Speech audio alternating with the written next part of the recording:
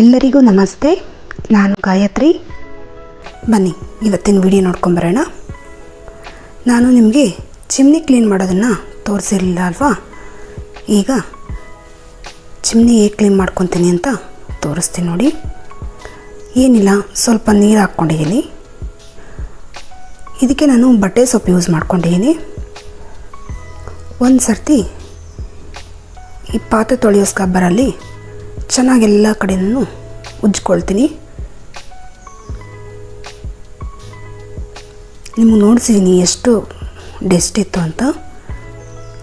ಒಂದು ಸರ್ತಿ ಇದರಲ್ಲಿ ಚೆನ್ನಾಗಿ ಎಲ್ಲ ಕಡೆಯೂ ಉಜ್ಜಿದಾದಮೇಲೆ ಸೇಮ್ ಬಟ್ಟೆ ತಗೊಂಡು ಒರೆಸ್ಕೊಳ್ತೀನಿ ಅಷ್ಟೇ. ನೋಡಿ ಈಗ ಎಷ್ಟು ನೀಟಾಗಿದೆ ಅಂತ. ಇಲ್ಲೇನು ತುಂಬ ಆಯಿಲ್ ಜಿಡ್ಡೇನು ಬರಲ್ಲ, ಇದು ಧೂಳು ಬಂದಿರೋದ್ರಿಂದ ಆ ರೀತಿ ಇರುತ್ತೆ ಅಷ್ಟೇ.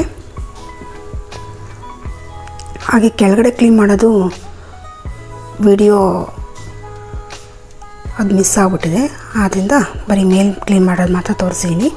ಇನ್ನೊಂದು ಸರ್ತಿ ಬರೀ ಚಿಮ್ನಿನೇ ಕ್ಲೀನ್ ಮಾಡಿ ನಿಮಗೆ ವಿಡಿಯೋ ತೋರಿಸ್ತೀನಿ. ಇದೇ ರೀತಿ ಒಂದೆರಡು ಸರ್ತಿ ಚೆನ್ನಾಗಿ ಯಾವ್ದು ಬಟ್ಟೆಯಲ್ಲೂ ಒರೆಸ್ಕೊಂಡು ಲಾಸ್ಟಲ್ಲೊಂದು ಡ್ರೈ ಬಟ್ಟೆ ಅಥವಾ ಟಿಶ್ಯೂ ಯಾವುದಾದ್ರೂ ಯೂಸ್ ಮಾಡಿಕೊಂಡು ಒರೆಸ್ಕೊಳ್ಳಿ.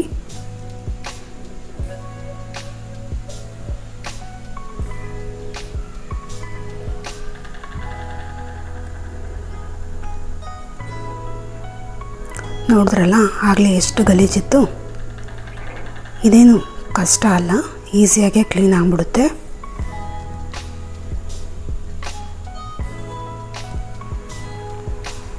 ಇವತ್ತಿನ ಟಿಫನ್ ಬಂದು ಪೂರಿ ಆಲೂಗಡ್ಡೆ ಸಾಗು ಮಾಡಿದ್ದೆ. ಇದನ್ನೇನು ಫುಲ್ ವಿಡಿಯೋ ತೋರಿಸಿಲ್ಲ, ಬರೀ ಟಿಫನ್ ಏನು ಮಾಡಿದೆ ಅಂತ ನಿಮಗೆ ತೋರಿಸ್ತಾ ಇದ್ದೀನಿ. ನೋಡಿ ಪೂರಿ ಎಷ್ಟು ನೀಟಾಗಿ ಉಬ್ಬು ಬರುತ್ತೆ. ಬರೀ ಗೋಧಿ ಹಿಟ್ಟಲ್ಲೇ ಮಾಡಿರೋದು. ಗೋಧಿ ಹಿಟ್ಟು, ಉಪ್ಪು, ನೀರು ಹಾಕಿ ಮಿಕ್ಸ್ ಮಾಡ್ಕೊಂಡಿದ್ದೀನಿ ಅಷ್ಟೇ, ಬೇರೆ ಏನೂ ಹಾಕ್ಕೊಂಡಿಲ್ಲ. ಇದಕ್ಕೆ ಮೈದಾ ಆಗಲಿ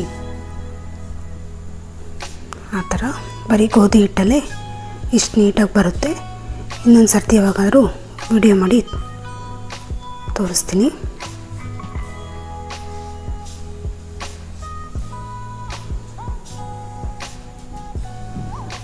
ಯಾಕೆಂದರೆ ವಿಡಿಯೋ ತುಂಬ ಲೆಂತ್ ಆಗಿಬಿಡುತ್ತೆ, ಆದ್ದರಿಂದ ಇವತ್ತಿನ ಟಿಫನ್ ಎಲ್ಲ ಏನು ಆ್ಯಡ್ ಮಾಡಿಲ್ಲ. ನೋಡಿ ಇದು ಬ್ರೇಕ್ಫಾಸ್ಟು. ಇವತ್ತು ಬ್ರೇಕ್ಫಾಸ್ಟ್ ಮುಗಿಸಿದ ತಕ್ಷಣ ಕೆಲಸ ಸ್ಟಾರ್ಟ್ ಮಾಡಿಬಿಟ್ಟಿದ್ದೀನಿ. ನೋಡಿ ಇವತ್ತು ಮನೆ ಹೇಗಿದೆ ಅಂತ ತೋರಿಸ್ತೀನಿ. ಈಗ ನಾನು ಈ ವಿಡಿಯೋ ಒಂದು 2 ಅಥವಾ 3 ದಿನದ ವಿಡಿಯೋನು ಮಿಕ್ಸ್ ಮಾಡಿ ತೋರಿಸ್ತಾ ಇದ್ದೀನಿ. ನೋಡಿ ಈ ರೀತಿ ಎಲ್ಲ ತೆಗೆದು ಹಾಕ್ಕೊಂಬಿಟ್ಟಿದ್ದೀನಿ. ಈಗೆಲ್ಲ ಒಂದೊಂದೇ ಕ್ಲೀನ್ ಮಾಡ್ಕೋಬೇಕು.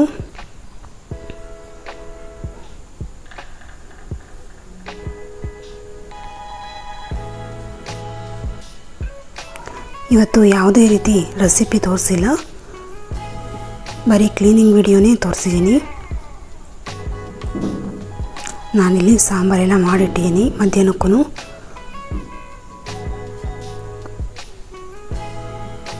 ನೋಡಿ ಅಡುಗೆ ಮನೆಯೆಲ್ಲ ಹೇಗೆ ತೆಗೆದಾಕಿದ್ದೀನಿ ಅಂತ.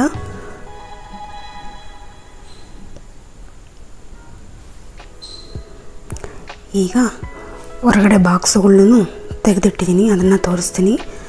ಇಲ್ಲಿ ಈರುಳ್ಳಿ ಬುಟ್ಟಿ ಕ್ಲೀನ್ ಮಾಡಿ ಎಲ್ಲ ಈರುಳ್ಳಿ ಎಲ್ಲ ಜೋಡಿಸ್ಕೊಂಡಿದ್ದೀನಿ. ಈರುಳ್ಳಿ, ಬೆಳ್ಳುಳ್ಳಿ, ಆಲೂಗಡ್ಡೆ ಇದೆಲ್ಲ ಬುಟ್ಟಿಯಲ್ಲಿ ಜೋಡಿಸಿದ್ದೀನಿ. ನೋಡಿ ಇದೆಲ್ಲ ದೊಡ್ಡ ದೊಡ್ಡ ಬಾಕ್ಸು, ಇದನ್ನು ಎಲ್ಲ ಖಾಲಿ ಮಾಡಿಟ್ಟಿದ್ದೀನಿ. ಇದೆಲ್ಲ ಈಗ ತೊಳ್ಕೊಬೇಕು. ನಾನು ಈ ಬಾಕ್ಸುಗಳನ್ನೆಲ್ಲ ತೊಳೆಯೋದಕ್ಕೆ ವಿಮ್ ಲಿಕ್ವಿಡ್ ಮಾತ್ರನೇ ಯೂಸ್ ಮಾಡಿದ್ದೀನಿ, ಬೇರೆ ಏನೂ ಹಾಕ್ಕೊಂಡಿಲ್ಲ. ಇದನ್ನೆಲ್ಲ ಯುಟಿಲಿಟಿಯಲ್ಲಿಟ್ಟು ಕೆಳಗಡೆ ಕುತ್ಕೊಂಡ್ಬಿಟ್ಟು ಕ್ಲೀನ್ ಮಾಡ್ಕೊಳ್ತಾ ಇದ್ದೀನಿ. ಏಕೆಂದರೆ ಇದು ಸಿಂಕಲ್ಲಿ ದೊಡ್ಡ ದೊಡ್ಡ ಪಾತ್ರೆ ಅಲ್ವಾ, ಕ್ಲೀನ್ ಮಾಡ್ಕೊಳ್ಳೋದು ಸ್ವಲ್ಪ ಕಷ್ಟ ಆಗುತ್ತೆ. ಚಿಕ್ಕ ಚಿಕ್ಕದೆಲ್ಲ ಸಿಂಕಲ್ಲೇ ತೊಳ್ಕೊಂಡೆ, ಈ ದೊಡ್ಡ ದೊಡ್ಡ ಪಾತ್ರೆ ಮಾತ್ರ ಯುಟಿಲಿಟಿಯಲ್ಲಿ ಇಟ್ಕೊಂಡಿದ್ದೀನಿ.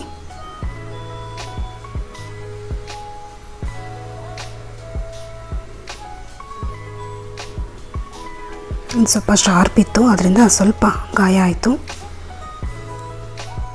ನೋಡಿ ಈಗೆಲ್ಲ ತೊಳೆದು ಈ ರೀತಿ ಒಂದು ಚಾಪೆ ಹಾಕಿ ಒಂದು ಕಾಟನ್ ಬಟ್ಟೆ ಹಾಕ್ಬಿಟ್ಟು ಅದ್ರ ಮೇಲೆಲ್ಲ ಜೋಡಿಸ್ಬಿಟ್ಟಿದ್ದೀನಿ. 1 ಅವರ್ ಆದಮೇಲೆ ಮತ್ತೆ ಎಲ್ಲ ನೀಟಾಗಿ ಒರೆಸ್ಕೊಳ್ತೀನಿ.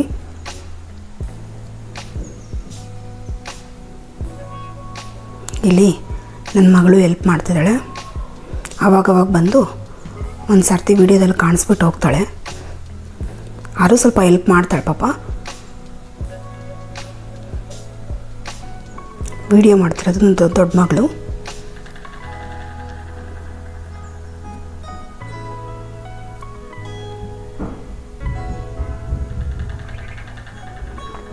ಅವಳು ಸ್ಕೂಲಲ್ಲಿ ಏನೇನಾಯಿತು ಅಂತ ಹೇಳ್ಕೊಂಡು ಕೂತ್ಕೊಂಡಿದ್ದಾಳೆ. ನಾನು ಕೇಳಿಸ್ಕೊಂಡು ಕ್ಲೀನ್ ಮಾಡ್ಕೊಳ್ತಾ ಇದ್ದೀನಿ. ಇಲ್ಲಿ ಕೈ ಗಾಯ ಆಗಿತ್ತಲ್ಲ, ಅದನ್ನು ತೋರಿಸ್ತಾ ಇದ್ದೀನಿ ಹುಡುಗರಿಗೆ.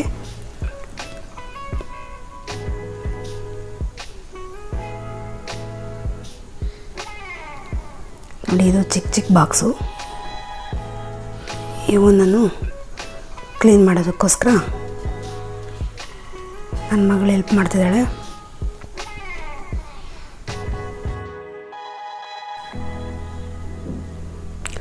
ಬಾಕ್ಸ್ಗೆ ಹಾಕೋಕ್ಕೂ ಹೆಲ್ಪ್ ಮಾಡಿದ್ದಾಳೆ. ನಾನಿಲ್ಲಿ ಡೈಲಿ ಯೂಸ್ ಮಾಡೋವಂಥ ಖಾರದ ಪುಡಿ, ಉಪ್ಪು ಇವೆಲ್ಲನೂ ಗ್ಲಾಸ್ ಬಾಟಲ್ಸ್ಗೆ ಹಾಕ್ಕೊಂಡು ಸ್ಟವ್ ಹತ್ರನೇ ಇಟ್ಕೊಳ್ತೀನಿ. ಆದ್ದರಿಂದ ಅವನ್ನೆಲ್ಲ ನಾನು ಫಿಲ್ ಮಾಡಿ ಇಟ್ಕೊಳ್ತಾ ಇದ್ದೀನಿ. ಯಾಕೆಂದರೆ ಗ್ಲಾಸ್ ಬಾಟಲ್ಸ್ ಅಲ್ವಾ, ಅದೇ ಕೈ ಕೊಟ್ಟಿಲ್ಲ. ಅವಳೆಲ್ಲ ಸ್ಟೀಲ್ ಬಾಕ್ಸ್ಗೆ ತುಂಬ್ಕೊಳ್ತಿದ್ದಾಳೆ. ಹೆಲ್ಪ್ ಮಾಡ್ತೀನಿ ಅಂದರೆ ಮಾಡಲೇಬೇಕು ಅವಳು, ಇಲ್ಲ ಅಂದರೆ ಏನಾದರೂ ಒಂದು ಕಿತಾಪತಿ ಮಾಡ್ತಾ ಇರ್ತಾಳೆ.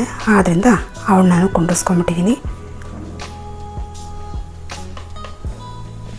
ನೋಡಿ, ಟೀ ಪೌಡ್ರು ಬಾಕ್ಸ್ ತೊಳೆದಿಟ್ಟಿದ್ದೀನಿ.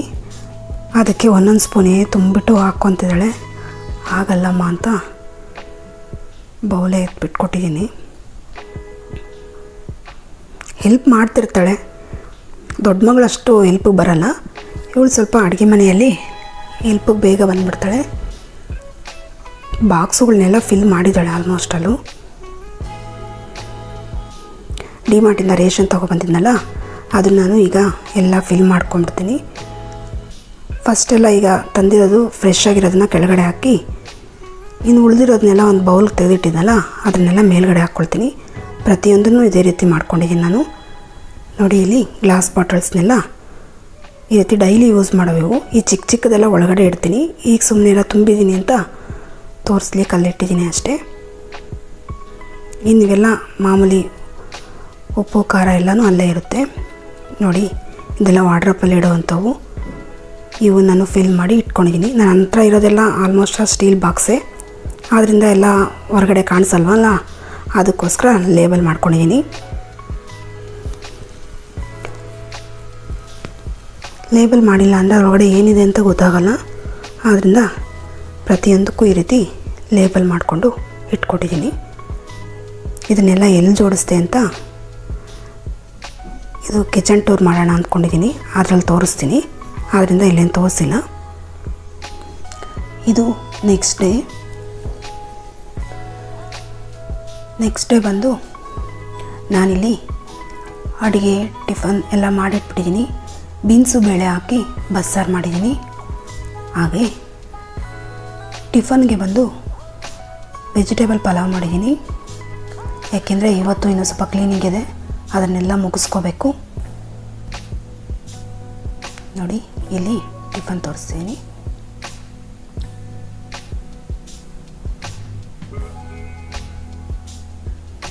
ಮಕ್ಕಳನ್ನೆಲ್ಲ ಬಾಕ್ಸ್ ಹಾಕ್ಬಿಟ್ಟು ಸ್ಕೂಲಿಗೆ ಕಳಿಸಿದ್ದಾಯಿತು. ಸ್ಕೂಲಿಗೆ ಕಳಿಸಿ ಕ್ಲೀನ್ ಮಾಡೋಣ ಅನ್ನೋ ಅಷ್ಟೊತ್ತಿಗೆ ಇಲ್ಲಿ ಹಾಸಿಗೆ ಹೊಲಿಯೋರು ಬಂದರು. ನಮ್ಮದು ಹಳೆ ಹಾಸಿಗೆ ಕೊಟ್ಟು ಒಂದು ಹಾಸಿಗೆ ಹೊಲಿಸ್ಕೊಳ್ಳೋಣ ಅಂತ ಕಳಿಸಿದ್ವಿ. ನೋಡಿ, ಹಳೆ ಹಾಸಿಗೆಯಲ್ಲಿರೋ ಹತ್ತಿನೆಲ್ಲ ತೆಗೆದು ಈ ರೀತಿ ಮಿಷಿನಲ್ಲಿ ಮತ್ತೆ ಕ್ಲೀನ್ ಮಾಡ್ಕೊಳ್ತಾರೆ. ಧೂಳು ಅದರಲ್ಲಿ ಏನಾದರೂ ಇದ್ದರೆ ಎಲ್ಲ ಕ್ಲೀನ್ ಆಗಿಬಿಡುತ್ತೆ.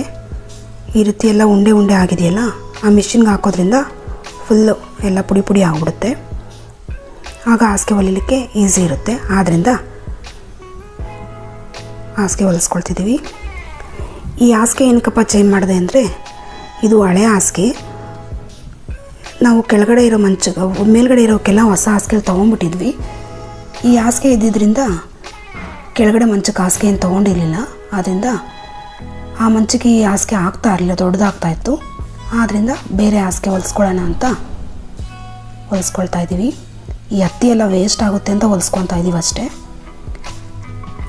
ಇದು ಗೆಸ್ಟ್ ರೂಮ್ಗೆ. ಇಲ್ಲಿ ಒಬ್ಬರು ಹಾಸಿಗೆ ಬಟ್ಟೆ ಎಲ್ಲ ಹೊಲ್ಕೊಳ್ತಾ ಇದ್ದಾರೆ. ಅವರು ಹತ್ತಿ ಎಲ್ಲ ಅಷ್ಟೊತ್ತಿಗೆ ಕ್ಲೀನ್ ಮಾಡ್ಕೊಳ್ತಾರೆ. ಆಮೇಲೆ ಹತ್ತಿ ಎಲ್ಲ ತುಂಬಿಕೊಂಡು ಹಾಸಿಗೆ ಹೊಲ್ಕೊಳ್ತಾರೆ. ನಾನು ಜೊತೆಗೆ ಒಂದು ಚಿಕ್ಕ ಹಾಸಿಗೆ ಹೊಲಿಸ್ಕೊಂಡೆ, ಅದು ದಿವಾನ ಕಾಟ್ಗೆ. ಹಾಗೆ ಈ ದೊಡ್ಡ ಹಾಸಿಗೆ ಗೆಸ್ಟ್ ರೂಮ್ಗೆ. ಹಾಸಿಗೆ ಎಲ್ಲ ರೆಡಿ ಆಗಿದೆ. ಇದನ್ನು ಒಳಗಡೆ ಹಾಕ್ಕೊಳ್ತೀನಿ.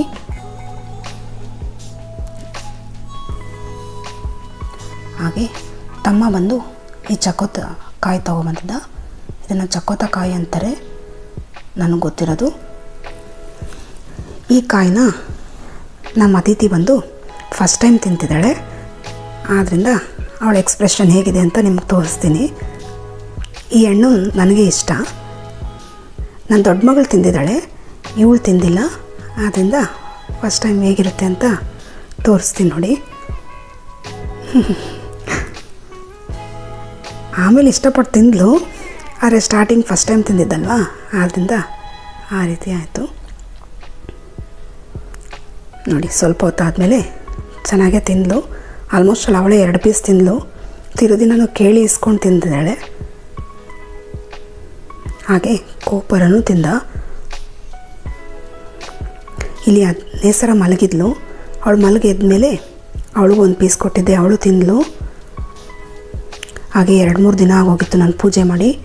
ಆದ್ದರಿಂದ ಇವತ್ತು ಹೊಸ್ಲು ಪೂಜೆ ಎಲ್ಲ ಮುಗಿಸ್ಕೊಂಡೆ.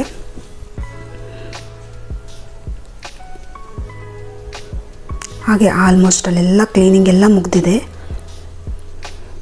ಅಂದರೆ ಅಡುಗೆ ಮನೆಯದೆಲ್ಲ ಕ್ಲೀನಿಂಗ್ ಮುಗ್ದಿದೆ. ಇನ್ನು ಮನೆಯಲ್ಲೆಲ್ಲ ಕ್ಲೀನ್ ಇದೆ, ಅದನ್ನೆಲ್ಲ ಮಾಡಿದಾಗ ನಿಮ್ಗೆ ತೋರಿಸ್ತೀನಿ. ಹಾಗೆ ನಾನು ಡೈನಿಂಗ್ ಟೇಬಲ್ ಹೇಗಿತ್ತು ಅಂತ ತೋರಿಸಿದ್ನಲ್ಲ ಆಗಲೇ. ಈಗ ಆದ್ದರಿಂದ ನೋಡಿ ಈಗೆಲ್ಲ ಕ್ಲೀನ್ ಮಾಡಿಕೊಂಡು ತೋರಿಸಿದ್ದೀನಿ. ಇದೊಂದು ಶಾರ್ಟ್ ವಿಡಿಯೋ ಮಾಡಿದ್ದೀವಿ, ಚಾನಲಲ್ಲಿ ಇದೆ, ಒಂದು ಸರ್ತಿ ನೋಡಿ. ಹಾಗೆ ನನ್ನ ಚಾನಲ್ ಯಾರ್ಯಾರು ನೋಡಿದಿರೋ ಅವರೆಲ್ಲರಿಗೂ ಧನ್ಯವಾದಗಳು. ನಿಮಗೆ ವಿಡಿಯೋ ಇಷ್ಟ ಆದರೆ ದಯವಿಟ್ಟು ಸಬ್ಸ್ಕ್ರೈಬ್ ಮಾಡ್ಕೊಳ್ಳಿ. ಹೇಗಿದೆ ಅಂತ ಕಮೆಂಟ್ ಬಾಕ್ಸಲ್ಲಿ ಕಮೆಂಟ್ ಮಾಡಿ. ಲೈಕ್ ಮಾಡೋದನ್ನು ಮರಿಬೇಡಿ.